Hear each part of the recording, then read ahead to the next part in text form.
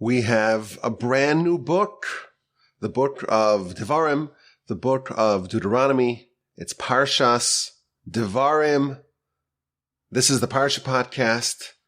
We are entering the stretch run of year 7 with the help of the Almighty of the Parsha Podcast. And we're in the final book, the 5th and final book, the book of Devarim, Parshas Devarim. Let's begin. In our Parsha, Moshe begins his epic departing messages to the nation. For the next few weeks, we're going to read about the speech that Moshe gives the nation before his passing. It's only 36 days prior to the passing of Moshe, and Moshe is preparing the nation for the day after. He is setting up the nation for success.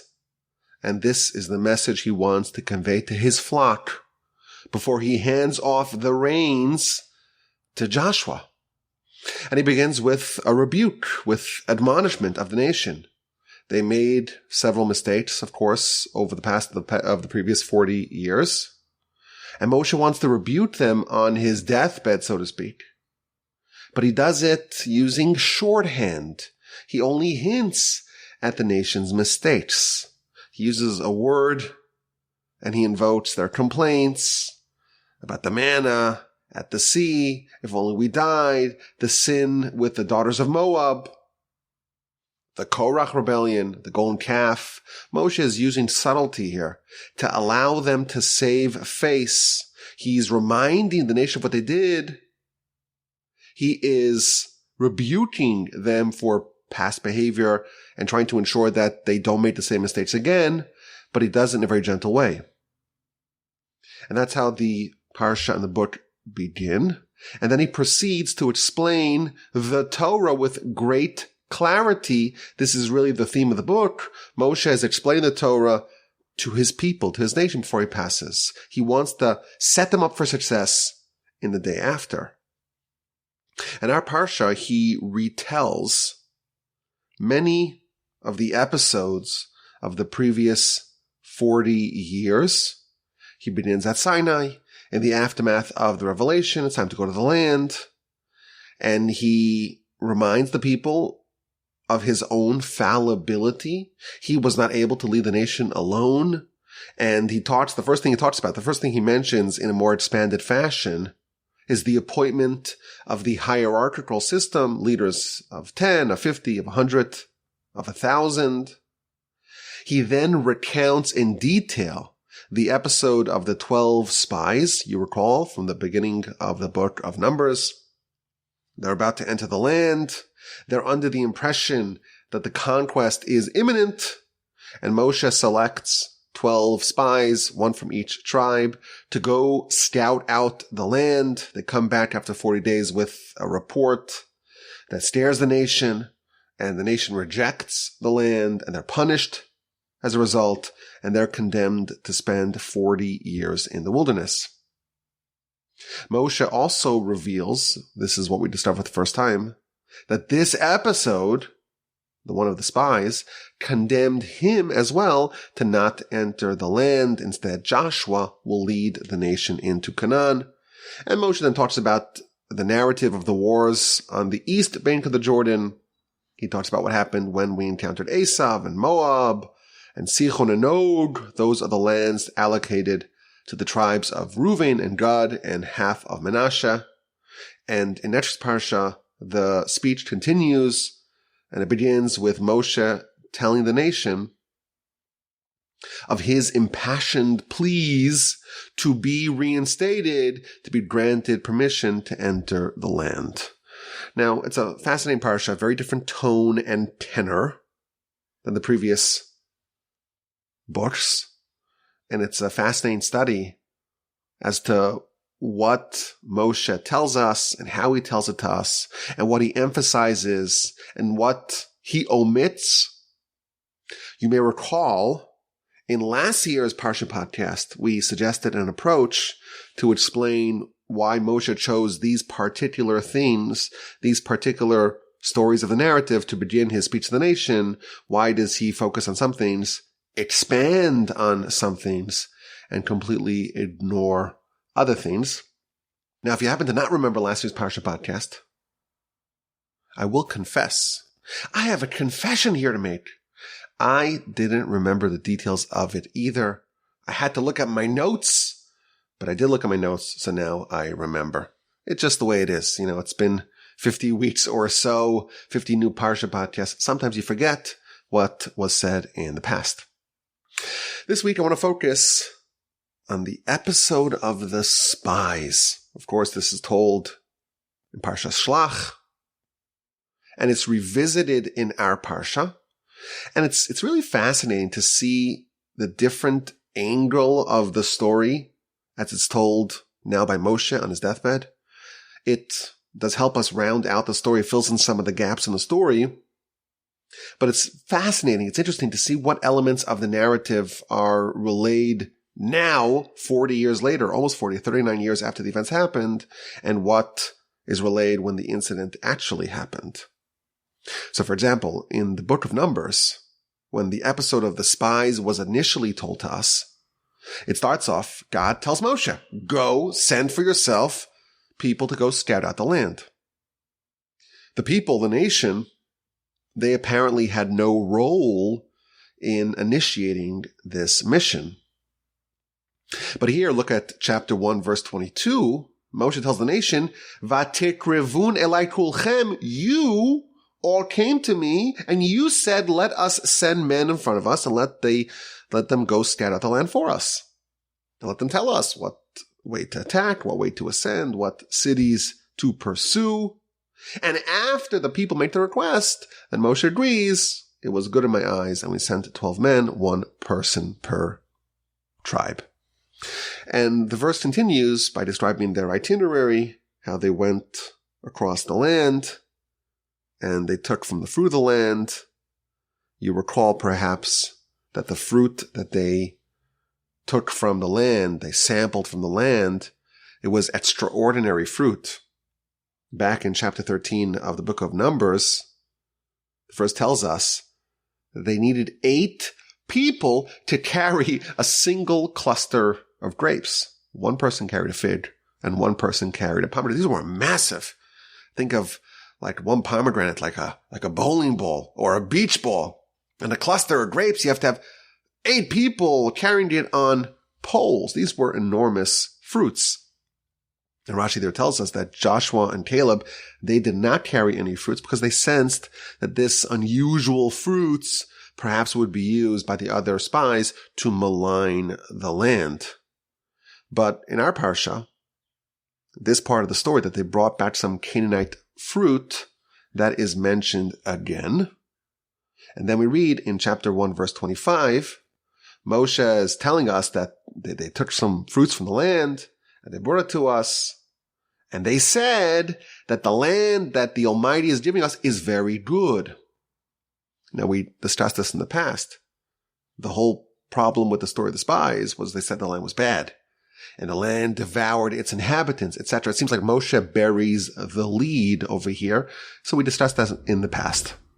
But today I want to focus on how Moshe recounts the nation's reaction to the report of the spies.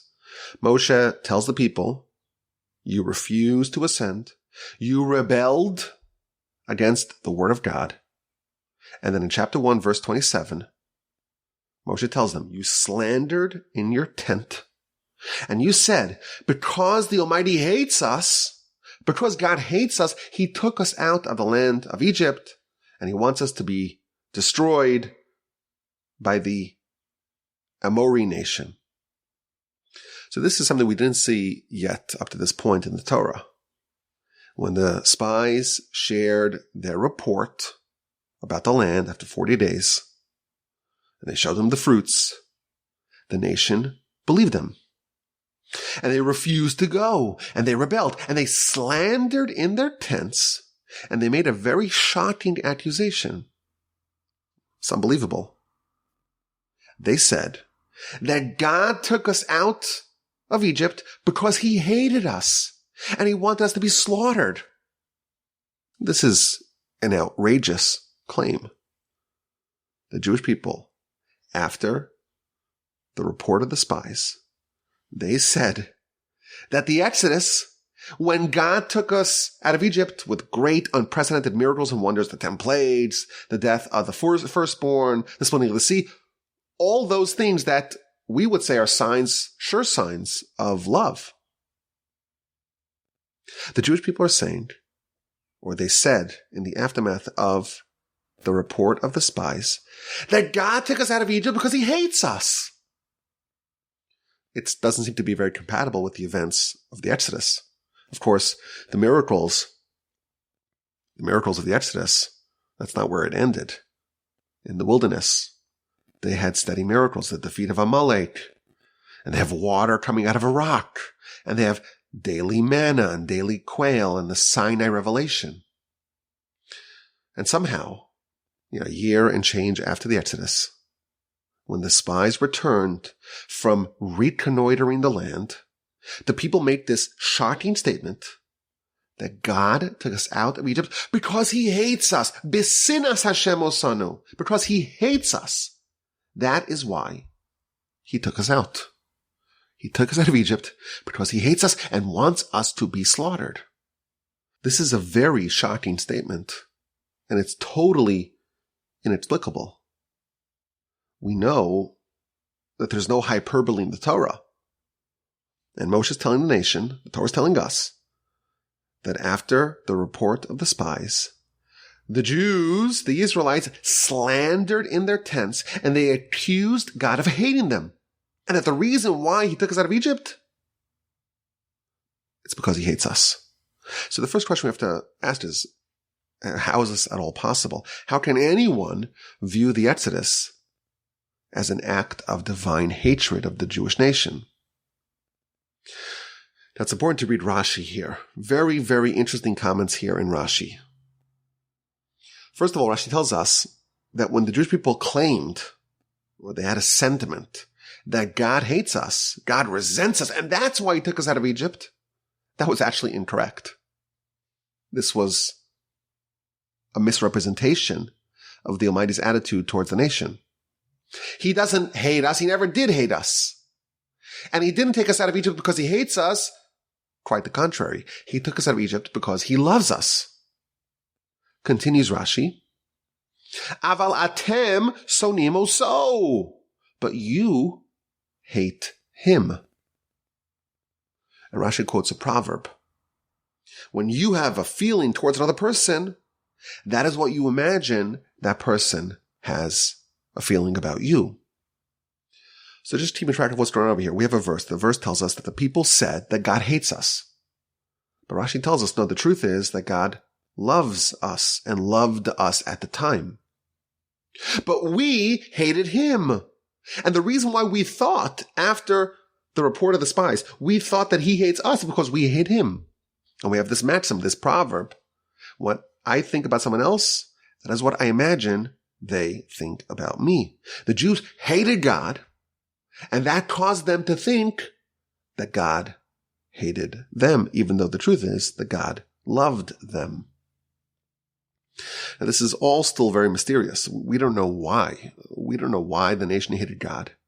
We don't know why they would even think that the Exodus was a sign of God hating them. This is going to be addressed also in Rashi, in the next comment in Rashi. But as an aside, we have a very interesting point here in Rashi. My grandfather, of blessed memory, wrote a very incisive essay on this Rashi, and he's coming at it from a very different angle. The subject of my grandfather's essay is the vexing question of how do we engage in a process of self-discovery? How do we discover what qualities, what attributes, what flaws? How do we discover what is harbored within us?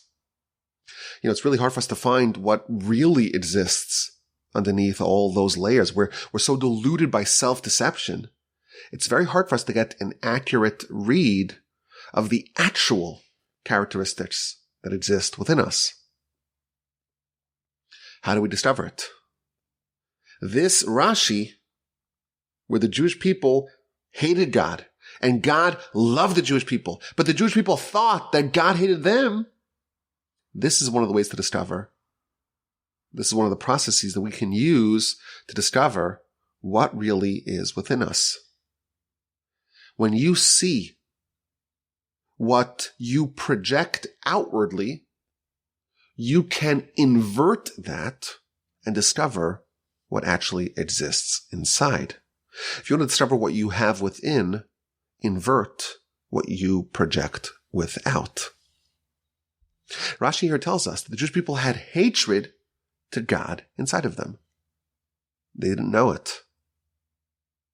But outwardly, that hatred to God was projected in the opposite direction as if God hated them, as if there was a sentiment of divine hatred to them. And now Moshe is revealing to them that you thought that God hates you. No, God actually loves you.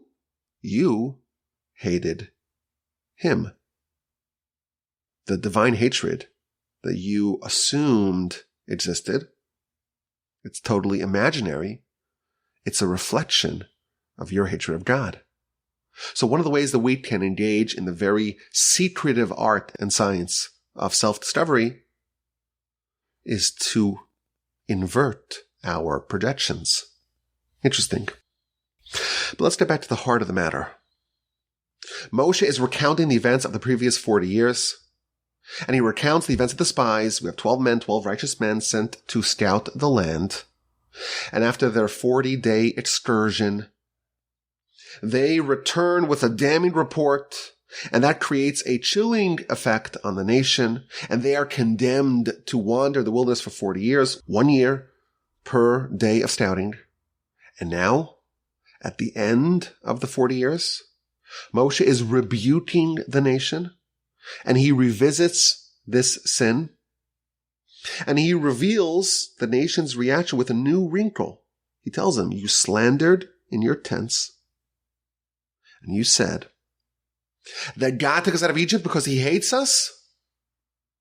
And the truth was the opposite. God loved them, and they hated God, but that was their reaction. And here's the major question. How can anyone interpret the Exodus as a sign of hatred? How do we understand the nation's sentiments in the aftermath of the report of the spies? How can anyone make the claim that an exodus from slavery is a bad thing? This is addressed by the second comment in Rashi. Again, we're in chapter 1, verse 27. Rashi explains the nation's rationale. Why did they think that the Exodus was a sign of hate? Says Rashi, his taking us out of Egypt was because he hated us. And I'll give you a parable, an analogy. Suppose there was a human king, and he has 2 sons, and he has 2 fields. And one field is well irrigated, and one field is arid, it's dry, it doesn't produce. To which son does he give which field? To the son that he loves, he gives him the well-watered field. To the one he hates, he gives him the dry field. It makes sense. If you have a son that you favor, son that you cherish, they should get the better, more productive, more well-watered field. And the one that you hate, that's the one that you give the other field, the one that does not have water, the one that's arid. Continues Rashi. The land of Egypt is well watered. It has the Nile River, the largest river in the world. And the Nile rises and it irrigates the fields around the Nile. One of the most productive parts of land in the world. The land of Canaan doesn't have any major rivers that overflow. It's dry. All it has is a reliance on rain. And therefore, the land of Egypt is better. And if God took us out of the land of Egypt, he didn't want us to have that land. And instead, he's moving us to the land of Canaan, which is an objectively worse agricultural land in the eyes of the nation. It must be that we're the hated son. And that's the rationale.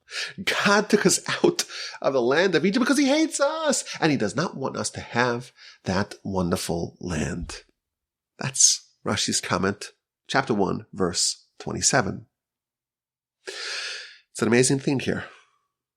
In the aftermath of the spies' report, the nation refuses to assent. They rebel and they slander in their tent and they say, God hates us. That's why he took us out of Egypt. And on what grounds are they making this startling accusation? Because the land of Egypt, it's well watered. The Nile River Delta, it's a very productive, very reliable agricultural land. It's the choicest land. The land of Israel does not have this agricultural feature. The land of Israel / Canaan, it doesn't have the water reliability of the Nile. It relies on rainfall. And rainfall, it's more fickle. It may come, it may not come. And therefore, it is an inferior land. And thus, if God has taken us out of Egypt, the better land, and bringing us to the land of Canaan, the objectively worse land, it must be that he hates us. That is the rationale of the nation. Chapter 1, verse 27. An incredible idea. And very, very problematic. Of course, there's the obvious question. Let's assume that the nation is correct. The land of Egypt is objectively better agriculturally than the land of Canaan. It has the Nile, and the Nile always has water, and it always overflows, and it always irrigates the land, and therefore there's always crops. Okay. But in Egypt, you were enslaved. You garnered no benefit from the fertility of the land. Even if the land in the land of Israel is inferior, if you own it, wouldn't you rather own an inferior land than be enslaved on a better land? Even if we accept the rationale that the land of Egypt is better, it seems like it's an improvement to own inferior land than to be enslaved on superior land. And therefore, it's still problematic. How can the Exodus be viewed as an act of divine hatred? Question number 1. Question number 2, a little bit deeper. This is how the nation, we're told, responded to the spies' report. But it's not clear how exactly the nation deduced the inferiority of the land of Canaan from the spies' report. Where exactly in the report does it distinguish between the land of Egypt and the irrigation and the water and the Nile versus the lack of that feature in the land of Israel? Where exactly did they reference that contrast from the spies' report? And if you think about it, I would imagine that the spies' report would actually prove the opposite. Right? The verse tells us, both here and the book of Numbers, that they showcased some fruits of the land of Canaan, of Israel. And those fruits were comically large. 8 people carrying a single bundle of grapes. And one person carrying a massive pomegranate. And the other one, a massive fig. The land of Israel produces these ginormous fruits. And that should prove the opposite. It should show the robustness of the agricultural environment of the land of Israel. Look at the fruits. Look at the size. Look at the robustness. Shouldn't that prove the opposite? It should support the narrative that the land of Canaan is vital and robust. It must be a very rich agricultural land if it can produce such fruits. So how exactly did the spies' report trigger this sentiment, oh, God hates us because he took us out of Egypt, which is a better land agriculturally? No, it isn't. Look at the fruits. The report of the spies, you would think, would prove the opposite. Question number 2. Question number 3. The point of contention here is this feature that the land of Canaan does not have reliable water like the Nile. And the nation, in response to the spies' report, they use this feature as evidence that the land of Canaan is inferior to the land of Egypt. But here's the question. Elsewhere in the Torah, in a few weeks, next week is Parsha Podcast, and the following Parsha is Parsha Eikev, chapter 11 of the book of Devarim. This feature and this distinction between Egypt and the land of Canaan, where Egypt has reliable water and the land of Canaan has unreliable water, that distinction is featured as a positive, as a benefit of the land of Canaan and a detriment of the land of Egypt. The verse tells us, chapter 11, verse 10, Moshe is telling the nation, the land that you're coming to inherit, it's not like the land of Egypt. It's better than the land of Egypt. In the land of Egypt, you got to work really hard. You have to give water with your feet. Rashi explains, it is true that the Nile does overflow, but that only reaches the lower lands. What about the higher lands? You have to walk down to the Nile and take your pail and pick up some water and drag it up the mountain and drag it up to the higher points and water it yourself. There is no rain in Egypt. All you have is the Nile. But the land of Canaan, it's better. The water comes from heaven. And you are sleeping on your bed, says Rashi, and the Almighty is giving you water and is pouring the water, distributing the water on the lowlands, on the highlands, on the revealed lands, on the hidden lands, wherever you go. You don't need to work. You don't need to schlep. You don't need to pick up the pails and do all the manual work to irrigate the water. The Almighty does it for you. And Moshe is using this to impress upon the people that the land of Canaan is superior agriculturally. This is absolutely stunning. The verse tells us that the land of Canaan is better than the land of Egypt agriculturally for the precise reasons that the Jews said the opposite. Here are the facts. Egypt has reliable water via the Nile, but no rain. Canaan does not have reliable water. It does not have the same water supply, but it has rain. That is agreed by all.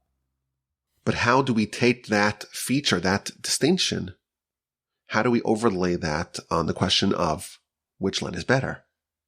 After the spies' report, the nation said, they slandered in their tents that because of this distinction, Egypt is better.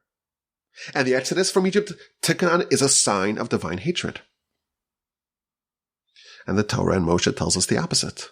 This same quality, that the land of Israel does not have reliable water, and the land of Egypt does, this same distinction proves the superiority of the land of Canaan. And thus, the Exodus is a sign of love, not hate. The Jewish people thought that God hated them, but the truth is God loved them. And the Exodus was a sign of love, because the land of Canaan is actually better. The people thought that the land of Egypt is better. And God says, no, you have it wrong. the land of Canaan is better. Agriculturally, God says, the land of Canaan is better than the land of Egypt for the exact same reason that the nations slander in their tents.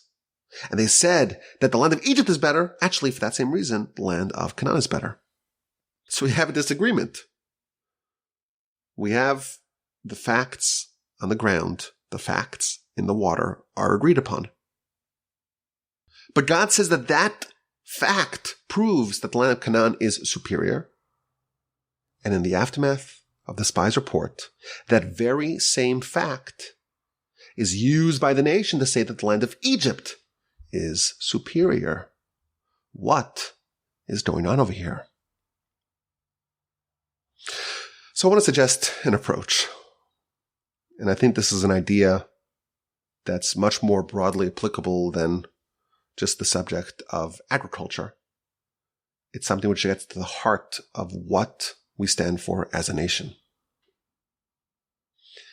And more broadly, it's really what the Exodus was all about. The land of Egypt, it has a reliable water source. There's always water. There's always irrigation. There's always crops. Every year, like clockwork, the fields around the Nile will yield produce. We know in the Torah, Genesis, whenever there's a famine, we go to Egypt, or at least we try to. Why? Because if we have no rain in the land of Canaan, we have no water, we have no food. But in Egypt, there's always food security. There is always predictability in crops. The food each season is reliable. And now, of course, you have to schlep the water from the lower lands to the higher lands. And yes, an excellent rainy season will be preferable. You don't have to do all that manual work. But there's always food in Egypt. That's the proposition of Egypt. The land of Israel, the land of Canaan, it's a different proposition. When it rains, it is fantastic. You could be asleep in bed. You're in your third dream. And your fields, the lower fields, the higher fields, the revealed ones, the hidden ones, they're all being watered by God from heaven. It's the absolute best. No schlepping, no sweat. It's paradise. But that comes with the possibility of famine. If there is no rain, if God is not smiling to you from heaven, what's your backup plan? What's your food situation? You have no plan B. There is no safety net of the world's longest river. There is no security. There is no predictability. The land of Egypt has a high floor and a low ceiling. Very little variance in Egypt. In the land of Canaan, there is no floor and there is no ceiling. There is very high variance. When it rains in the land of Israel, in the land of Canaan, it's way better than the land of Egypt. Look at the fruits. The fruits are massive. In Egypt, there's a lot of stability. There's a very narrow band of variability. There's always food. It's never off the charts. I guess the 7 years of Joseph are the exception. In the land of Canaan, you can have famine, but when there is a great yield, there's a great season of crops, it could produce something completely off the charts. And this is how the nation interpreted the report of the spies. They show them, hey, look at these fruits. They're massive. That cannot happen in Egypt. You're always going to have fruits. They may be small and scrawny and mediocre. They will never be that massive. If the fruits of the land are so big, it must be that it's continued to rain. And maybe this year was an especially productive one. But that in itself reveals the inherent lack of reliability of the land of Canaan. We'd rather have the security, the stability of always having food, come what may.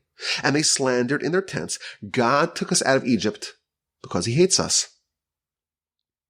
Which agricultural environment is better? Canaan or Egypt? There are pros and cons of each. It depends what you want. If you are optimizing for stability, you want reliability, you want predictability, you want to avoid famine. If that's all you want, Egypt is preferable. But what if you're optimizing for greatness? What if you want off the charts accomplishments? You want to do things that cannot be done anywhere else. You want to go all in and achieve things, accomplish things that cannot be done anywhere else. If that's your agenda, then the land of Canaan, the Holy Land, is peerless. But it's hard. And there's no safety net. It demands faith. It demands a relationship with God. It demands a gift from God. It demands rain. You're at the whims of the Almighty. And if it's not raining, you pray. And if it's not raining, you have to wrestle with repentance. And yes, when God smiles upon us, we have unimaginable abundance. And when he doesn't, we have famine and devastation and hunger and misery. The land of Canaan, it means living life on a knife's edge. You're always on the precipice of famine. You're always an inch away from bankruptcy. But you're also an inch away from absolutely transformative greatness. You're going to have to work hard. You don't have this reliability, this fallback option of the Nile. But if you work hard and you push yourself, the land of Canaan is designed to facilitate the possibility of absolute greatness. There is no fallback of mediocrity. God takes us out of Egypt and brings us to Canaan. And that is an act of love. He wants to give us the opportunity for greatness, to live a highly consequential life, to be able to aspire to unprecedented things, to unprecedented heights. After the sin of the spies, we look at that and we say, no, that's not what we want. That's a downgrade from the stability of Egypt. And yes, of course, things were bad in Egypt. We were enslaved, but there was always food and someone else needed to worry about it. There was some degree of stability, notwithstanding its mediocrity. You could live an easy life, and you don't need rain, and you don't need faith, and there's never famine. There's always food. For someone who wants the comfort of stability, of stable mediocrity, being extracted from Egypt and being placed in the high stakes life of the Holy Land, that's a downgrade. And if God does that to you, it must be because he hates you. Now, as we mentioned, this is not just about agriculture. The distinction between Egypt and Canaan and the Holy Land, it goes way beyond agriculture. Abraham received a blessing. His blessing was, I will bless you and I will increase your descendants, and they'll be like the stars of the heaven and like the granules of sand on the world's beaches. The land of Canaan, the offspring of Abraham, the bargain of Abraham, the proposition of Abraham, is this polarity, this variability. There's stars and there's sand. There's gargantuan fruits, a cluster of grapes, and you need 8 men to carry it. On one side, that's the star. And then there's famine. And all you have to chew on is some granules of sand. And this is the blessing of Abraham. Your life will matter. Your actions will have consequences. Your relationship with the divine will really, really matter. And you're going to have very polarized outcomes. That's a blessing. And the people had a hard time accepting it. And in every area of life, there's the Egyptian way of doing it, and then there's the Holy Land way of doing it. And there are those who crave stability. Give me the security of Egypt. Yes, it's objectively bad. Yes, it's mediocre, but I know what I'm getting, and there always will be food. These people want to avoid shooting for the stars in the land of Canaan, but also risking the sand. And those people will choose safe, stable, predictable, reliable mediocrity over the opportunity to achieve something unprecedented. And we left Egypt. We had the Exodus.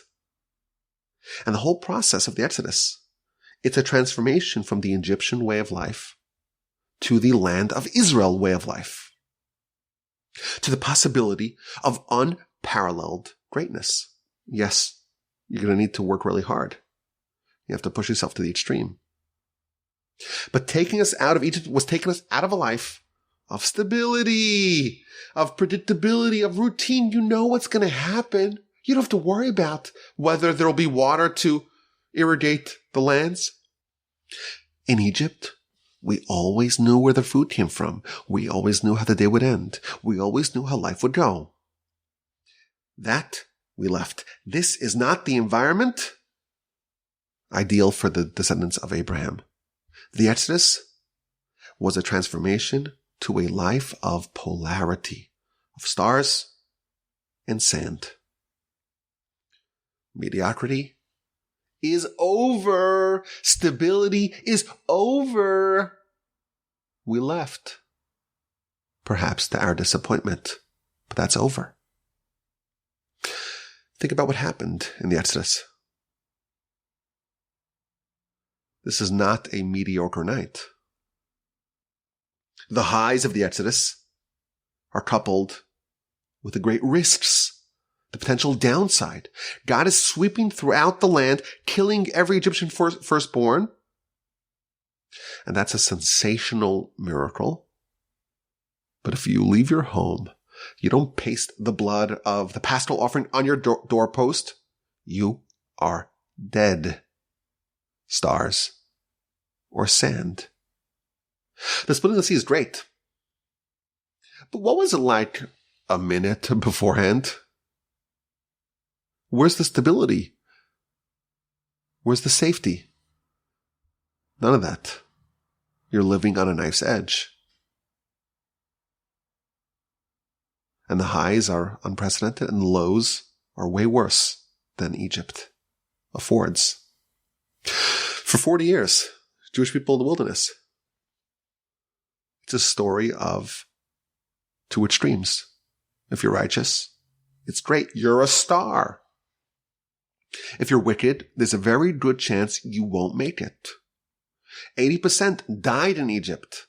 How many people died in the Spies and Korah's rebellion, complaining about the food and the manna and the quail? This is a transformation to a life of high stakes. Think about it. Manna. What a miracle. Every day. Parachuted to your door. Food for your family. But no food for tomorrow. And you're in a scorching desert. That's a Canaan life. That's an opportunity for greatness with the risk of famine. It demands tremendous faith. It's very unpredictable. The land of Canaan has enormous fruits, but it's not reliable. And the people resisted, and they say, why did God do this to us? Why did he throw us to the life of uncertainty? Why did he take us out of Egypt? If he really loved us, he would have given us the easy life. But the truth is, because he loved us, He's giving us the hard life, the meaningful life, the consequential life, the variable stars and sand life, and the opportunity to have those fruits, to have those outsized outcomes. And we resented it. And perhaps we continue to resent it.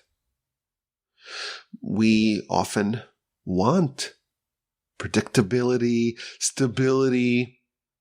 It seems like we still need to have some extrication from Egypt. We look at uncertainty and chaos and upheaval and challenges and crises. We don't want that. We want to avoid that. We don't want that pain and difficulty. We don't want that uncertainty. But the Almighty positions us in a way that we are presented with those challenges, and that builds us, and that transforms us, and that enables us to squeeze the greatness out of us, just as Moshe squeezed the water out of the rock. Would you rather be safely employed? Someone else will worry about your paycheck. You'll get your W-2 at the end of the year. And you'll have your benefits and your 401k matching, and you're about to wear casual on Fridays and some time off. Would you want that? Or are you willing to have the uncertainty and the unpredictability and the danger and the potential enormous upside of going on your own? Do you want Egypt? Or do you want the Holy Land? The Hebrew name for Egypt is Mitzrayim, which means boundaries. Egypt is all about boundaries. There's a floor and there's a ceiling, and there's not much room really for any variability, any variance in between. You'll never starve, but you'll never have gargantuan fruits. Canaan is the land of no floor and no ceiling. There is no floor. There is no safety net. But you know what else there isn't? There's no ceiling either. There's no limits. It's a heritage without limits. Egypt is reliable. But Canaan, you have the opportunity to achieve the stars. But you have to risk the sand. And there's something nice about Canaan. There's something thrilling about such a journey. Yes, it's painful. And yes, we may bristle at such a life, and we may hate it. But history shows us, experience shows us, that there's nothing as rewarding of having to work really hard, having to push really hard in every area, and actually doing something, and not just relying on mediocrity. I always think about writers. The writers always say that the thing that they hate more than anything else in the entire world is writing. And the thing they love more than anything else is also writing. There are no writers in Egypt. Choosing to write is choosing a life of Canaan. It's something which you hate, but really you also love. And ultimately, if you can do it, nothing will bring you more satisfaction. Parenting. Yes, to parent. What gives you more aggravation than anything else in the world? It's their children. And what gives you more pleasure than anything else in the world? It's your children. And today it's in vogue to say we're going to live a child-free life. It's so bad for climate change, and your kids are so dirty and they wake you up in the middle of the night. They're so expensive. It's such a hassle, so much noise. It's so much more convenient to not have children. And seeking comfort and convenience and safety and predictability, that is an Egyptian attitude. To choose greatness, to choose the possibility of eternality, to choose to care for another human, to care for a child. That's something of a choice of the land of Israel. And we have a tendency to opt for the Egyptian way of life. We want to retreat to safety, to predictability. And it's really hard for us to see in the lack of stability, in the lack of reliability, it's hard for us to see in that a blessing. And therefore, the exact same quality that the nation decries about the land, it's also presented as a great attribute of the land. The fact that the land does not have a reliable water supply, it's an asset and a liability. If you want stability, it's a curse. If you want greatness, it's a blessing. Israel had 2 prime ministers that opined about the fact that all the Arab lands around them are engorged with oil, and Israel doesn't have basically any that we found. And Golda Meir famously said that she has only one complaint about Moshe. Why did you bring us to the only place in the Middle East that has no oil? I remember once hearing an interview with Netanyahu, and he said the opposite. He said, it is to our great fortune that we don't have any oil, because that forces us to be industrious, to be creative. We can't just rely on the safety, the security, stability of oil. We have to develop technology and innovation. Those limitations, those lack of safe, secure resources, that compels us to shoot for the stars. The Saudis really never need to worry about income. They have, like the Nile River, always overflows. The only dilemma that they have is how much oil should we pump? How much money should we make this month versus next month? It's easy. And they also, of course, have the foreign workers do all the actual work. Really easy. In the land of Israel, nothing is easy. Nothing's easy. But there, more than any other place in the world, is the possibility of greatness. Now, I know we're going a little bit overtime here, but I want to give maybe a small little window into what might actually be behind all of this.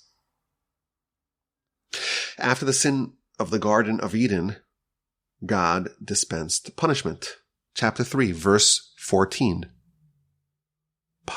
Verse 3:14. God tells the serpent, you are cursed from all the other animals, and you will eat dust. Is that a blessing, or is that a curse?